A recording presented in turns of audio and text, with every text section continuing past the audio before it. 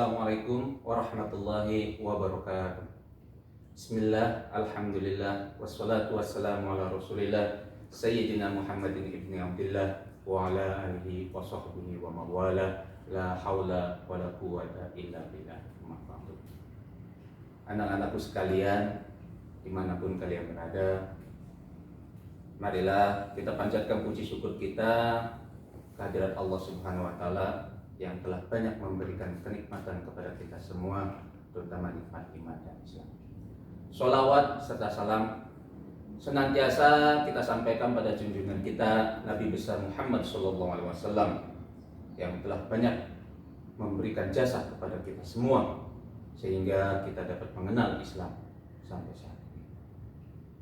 Anak-anakku sekalian, hari ini kita akan mempelajari tentang fikih. Anak-anakku sekalian, fikih adalah salah satu ilmu yang menerangkan tentang tata cara ibadah. Ya. Definisi fikih menurut Imam Abu Ishaq Ash-Shirazi di dalam kitabnya, ya, itu beliau menerangkan bahwa fikih adalah pengetahuan tentang hukum syariat melalui metode ijtihad. Ya. Nah, apa bedanya dengan syariat? Ada ijtihad di situ kalau syariat tanpa melalui ijtihad.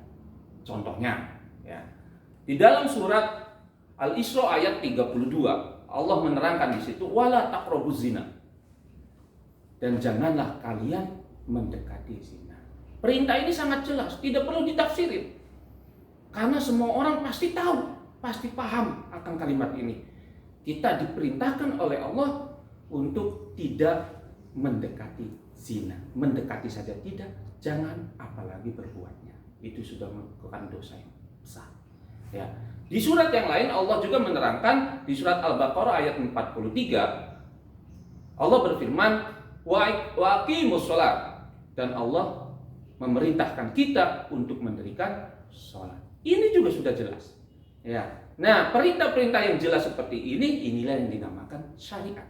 Sedangkan fikih di surat yang lain, Allah juga ada perintah di dalam surat Al-Baqarah ayat 43, Allah berfirman, wa aqimus shalah, dan dirikanlah sholat. Ini pun perintah sangat jelas. Ya, jadi semua orang Islam tanpa ditafsirin pun pasti tahu bahwa perintah sholat itu adalah wajib.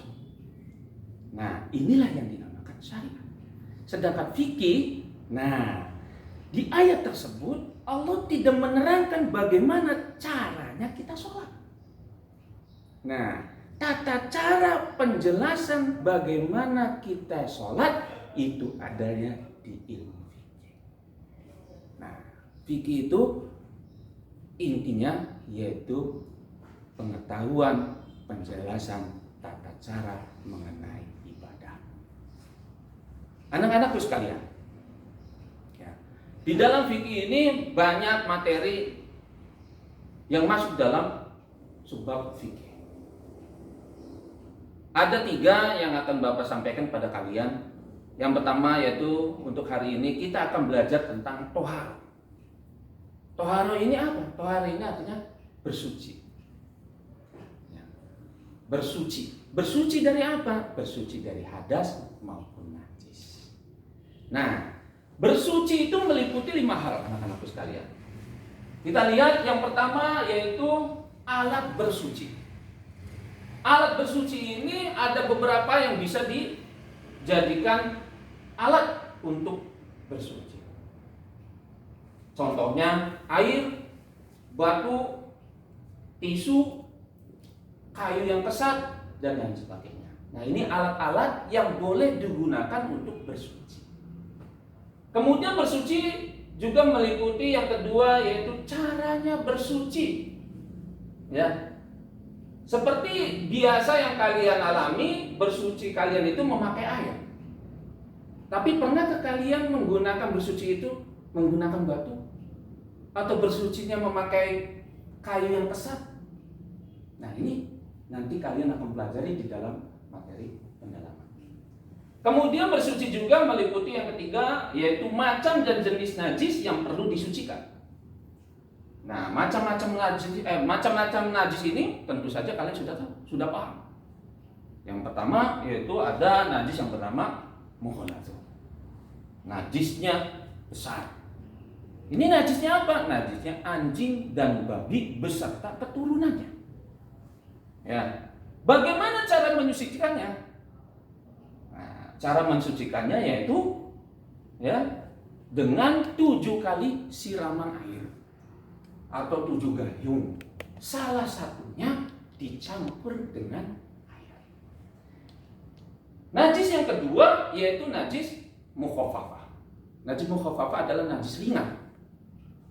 Apa contohnya? Contohnya yaitu air kencingnya bayi laki-laki yang belum berumur 2 tahun dan belum makan apa-apa kecuali air susu ibunya. Ya. Jadi ingat, air kencingnya bayi laki-laki, bukan bayi perempuan. Air kencingnya bayi laki-laki yang belum berumur 2 tahun dan juga belum makan apa-apa kecuali air susu ibunya. Ya, jadi jika ada ibu yang mempunyai bayi laki-laki belum berumur 2 tahun kemudian kencing di bajunya, itu cara mensucikannya yaitu cukup dipercikkan air saja. Misalkan di sini ada terkena najis, ambil air di sini cukup dipercikkan saja sampai menutupi najisnya. Sudah, baju itu suci seperti sedia kala. Gimana kalau misalkan bayi itu perempuan belum makan apa-apa juga, belum berumur 2 tahun. Nah, itu bukan termasuk najis mukhaffafah, tapi dia termasuk yang ketiga, yaitu najis mutawasito. Kalau najis mutawasito itu terbagi 2, nanti najis hukmiyah dan najis ainiyah, dan yang akan kalian pelajari nanti di pendalaman materi. Yang keempat, bersuci juga meliputi benda-benda yang wajib disucikan. Hal-hal inilah yang nanti kalian pelajari juga di pendalaman materi. Dan yang terakhir, bersuci meliputi juga sebab-sebab atau keadaan yang mewajibkan bersuci. Misalkan ada orang meninggal, atau misalkan kalau di antara kalian adalah ada yang mimpi basah, ya keluar mandi dengan sengaja, dan itu nanti dijelaskan di dalam materi pendalaman. Oke anak-anak sekalian, hari ini kita akan belajar tentang bagaimana bersuci ini meliputi 5 hal ini. Kalian silakan simak baik-baik penjelasan di dalam materi pendalaman itu. Lalu kalau kalian sudah mengerti, silakan kalian isi soal post-test dan lalu dikirimkan kepada Bapak Ibu Guru Pembina. Itu saja dari Bapak untuk pertemuan hari ini. Insya Allah minggu depan kita akan melanjutkan tentang bagaimana cara kita wudhu, kita sholat, dan kita berpuasa. Wallahu a'lam bishawab. Wassalamualaikum warahmatullahi wabarakatuh.